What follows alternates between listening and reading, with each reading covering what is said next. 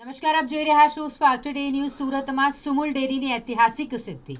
Water credit મેળવનાર દેશનો પ્રથમ સહકારી સંઘ બન્યો. દેશમાં પ્રથમવાર વિશ્વ જળ દિવસ પર સુરતની મોટી ભેટ. સુમુલ ડેરી ડિરેક્ટરોએ ખુશી વ્યક્ત કરી. 2.5 કરોડ લીટર જળસંચય કરી સુમુલ ડેરીએ આંતરરાષ્ટ્રીય વોટર ક્રેડિટ મેળવી. શ્વેત ક્રાંતિમાં અગ્રેસર સુરતની સુમુલ ડેરી. સુમુલ હવે જળસંચય ક્ષેત્રે નવો ઇતિહાસ રચ્યો છે. વરસાદી પાણીના રિચાર્જ પ્રોજેક્ટમાંથી આંતરરાષ્ટ્રીય સ્તરની વોટર ક્રેડિટ મેળવનાર સુમુલ ડેરી સમગ્ર ભારતનો સૌપ્રથમ સહકારી સંઘ બની ગયો છે. સુરત અને તાપી જિલ્લાની 100 સહકારી દૂધ મંડળીઓ ખાતે સુમુલ ડેરી જળસંચય પ્રોજેક્ટ, જેના અંતર્ગત વરસાદી પાણી જમીનમાં ઉતારવાની સિસ્ટમ્સ લગાવવામાં આવી અને જેના થકી 25 મિલિયન લીટર એટલે કે 2.5 કરોડ લીટર પાણી ભૂગર્ભમાં સફળતાપૂર્વક રિચાર્જ કરવામાં આવ્યું છે.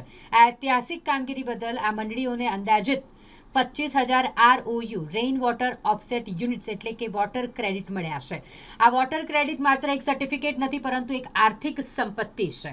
આ ક્રેડિટ્સનું ટ્રેડિંગ પ્લેટફોર્મ પર વેચાણ કરીને મંડળીઓ નવી આવક ઊભી કરી શકશે, જેનો ઉપયોગ આ રિચાર્જ સિસ્ટમના નિભાવ ખર્ચ માટે થશે.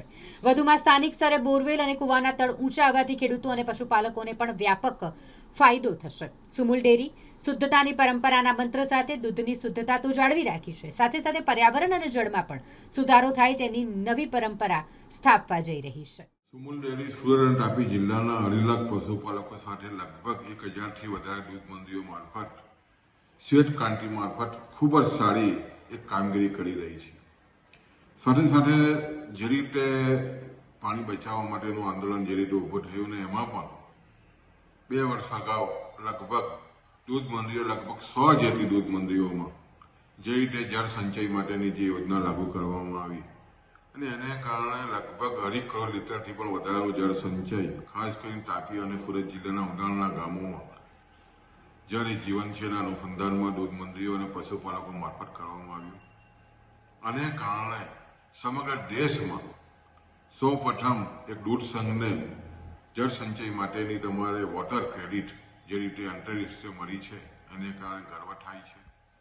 અને ખૂબ જ સરસ રીતે જે રીતે શ્વેત ક્રાંતિ આવી, પશુપાલકોને આર્થિક રીતે જે રીતે મજબૂત થયા અને સાથે સાથે જે રીતે પાણી માટેના જે રીતના આંદોલનો થઈ રહ્યા છે એમાં જળ સંચય થઈને ખાસ કરીને જંગલ વિસ્તારમાં ખાસ કરીને ઉનાળામાં ખૂબ જ પાણીની અછત હોય છે. એવા સમયે વધુ વરસાદ પડે ત્યાં પાણી જમીનમાં ઉતારીને જે રીતે દૂધ મંડળીઓ અને ખાસ કરીને પશુપાલકોએ કામગીરી કરી છે અને કારણે એક ખૂબ જ મોટી ક્રેડિટ સુમુલને મળી છે.